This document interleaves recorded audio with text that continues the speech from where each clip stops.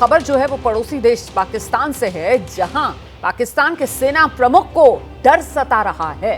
अब आप सोच रहे होंगे कि पाकिस्तान के सेना प्रमुख क्यों डर रहे हैं? तो पाकिस्तान के सेना प्रमुख को पीओके खोने का डर है। उन्हें अपनी सेना पर भरोसा नहीं है। ऐसे में पाकिस्तानी चीफ आसिम मुनीर मजहब का सहारा ले रहे हैं, मौलानाओं की तरह तकरीर कर रहे हैं और लोगों को एकजुट होने को कह रहे हैं।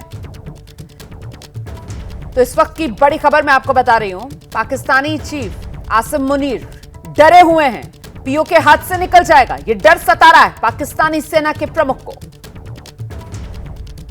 Our stance, government stance on Kashmir is absolutely clear.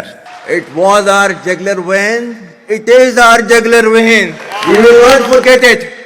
And we will not leave our Kashmiri brethren in their heroic struggle.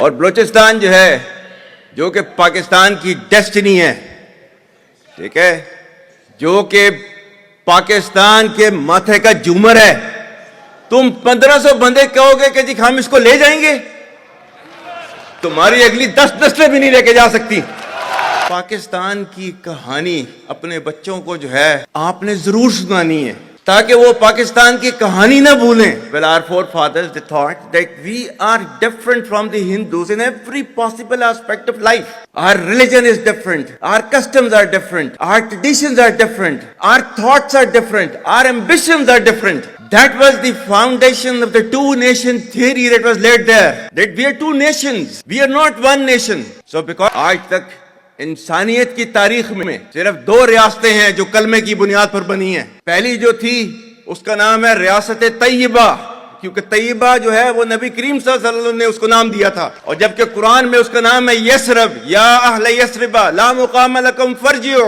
ये कुरान में नाम है उसका, जो आज जिसको मदीना अल मुनव्वरा कहा जाता है। और दूसरी रियासत जो है वो उसके 1300 साल के बाद अल्लाह ताला ने ये आपकी बनाई है, कलमे की बुनियाद के ऊपर।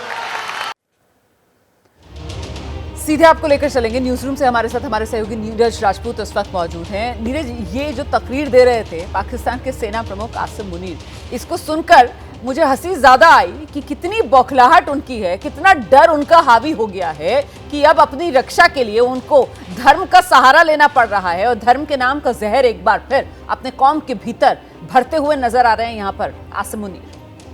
बिल्कुल रोमाना, क्योंकि वो जानते हैं कि उनकी जो सेना है इस वक्त ऐसी नहीं है कि वो भारत का सामना कर पाए, भारतीय सेना का सामना कर पाए। और हम लोग जानते हैं कि उनके तो टैंक में भी फ्यूल नहीं है, यानी कि उनके टैंक भी नहीं चल सकते हैं। उन्होंने खुद कहा था कि उनके टैंक के पास फ्यूल नहीं है। तो आर्थिक व्यवस्था हम लोग देख चुके हैं कि अर्थव्यवस्था कैसी है पाकिस्तान की है, तो ऐसे में उसकी मार जो है वो आर्मी पे भी पड़ी है। बलूचिस्तान में पूरी तरह से उखड़ चुकी है, पाकिस्तानी आर्मी उखड़ चुकी है, वहाँ पर वो कंट्रोल नहीं कर पाई है बलोच लड़ाकों पर। अब आसिम मुनीर को और पाकिस्तान को डर सता रहा है, दरअसल वो पीओके का, यानी कि जो पाकिस्तान का जो कश्मीर का इलाका है, जो इलीगल तरीके से कैप्चर किया हुआ है पाकिस्तान ने, उसको लेकर है। क्योंकि वहाँ पाकिस्तान के जो ऑक्यूपाइड जो कश्मीर है, वहाँ के लोग जो हैं वो भारत का तिरंगा हाथ में लेकर जो है विरोध प्रदर्शन करते हैं। वो इस बात की मांग कर रहे हैं कि जिस तरह से जो भारत का जो कश्मीर है, जम्मू कश्मीर है, वहाँ पर जो जिस तरह से विकास हुआ है पिछले 1 दशक में, उस तरह का विकास जो है यहाँ पीओके में क्यों नहीं हो पाया है पिछले 70-80 साल में। और उनकी आर्मी वो जानते ही हैं, और हमारे जो विदेश मंत्री हैं वो साफ कह ही चुके हैं, रक्षा मंत्री ने साफ कर दिया है कि भारत का मुकुटमणि है पीओके। तो ऐसे में डर सताने लगा है कि आसिम मुनीर को कि कहीं ऐसा ना हो कि पीओके निकल जाए। और ऐसे में उन्होंने जो सहारा लिया है वो अपनी आर्मी और अपने सैनिकों की बजाय वो मजहब का लिया है, और इसीलिए वो एक मौलाना की तरह जो है तकबीर दे रहे हैं और कह रहे हैं कि जो पाकिस्तान के पीओके के जो लोग हैं, बलूचिस्तान के जो लोग हैं, वो अपने धर्म के आधार पर, मजहब के आधार पर किसी दूसरे देश में ना चले जाएं, इसके लिए कि वो एकजुट रहें। और इसीलिए कश्मीर का भी उन्होंने जो है एक बार फिर से जिक्र किया है।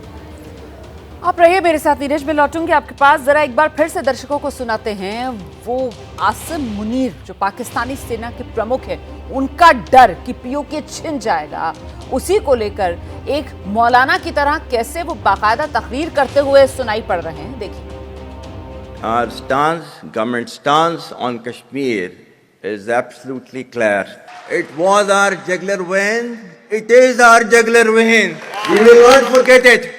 And we will not leave our Kashmiri brethren in their heroic struggle. और बलूचिस्तान जो है, जो कि पाकिस्तान की डेस्टिनी है, ठीक है, जो कि पाकिस्तान के माथे का झूमर है। तुम 1500 बंदे कहोगे कि जी हम इसको ले जाएंगे, तुम्हारी अगली 10 नस्लें भी नहीं लेके जा सकती।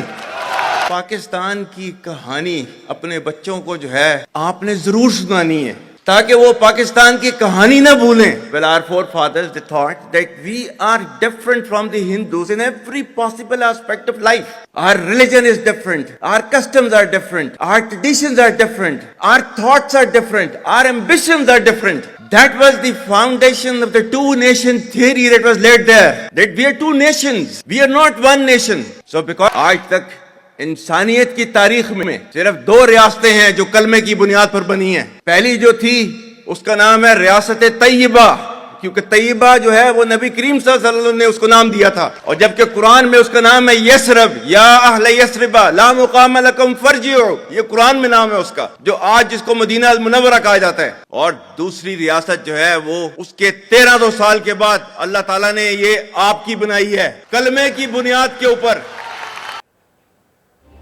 सीधे आपको लेकर चलते हैं, नीरज राजपूत लगातार हमारे साथ बने हुए हैं। नीरज, जिस बात का जिक्र आप कर रहे थे कि साहब टैंकों में फ्यूल तक नहीं बचा है पाकिस्तान की, तो मतलब एक तो पाकिस्तान की जो आर्थिक हालत है वो कितनी खस्ता है ये पूरी दुनिया जानती है, और दूसरी बात ये कि भारत सरकार की जो राजनीतिक इच्छा शक्ति है मजबूती के साथ जो दुनिया ने देखी, चाहे अनुच्छेद 370 का खात्मा हो, चाहे जम्मू कश्मीर में धीरे धीरे कर आतंक का सफाया हो, पाकिस्तान के इरादों को नेस्तनाबूद करना हो, यही खौफ की वजह आसिम मुनीर की।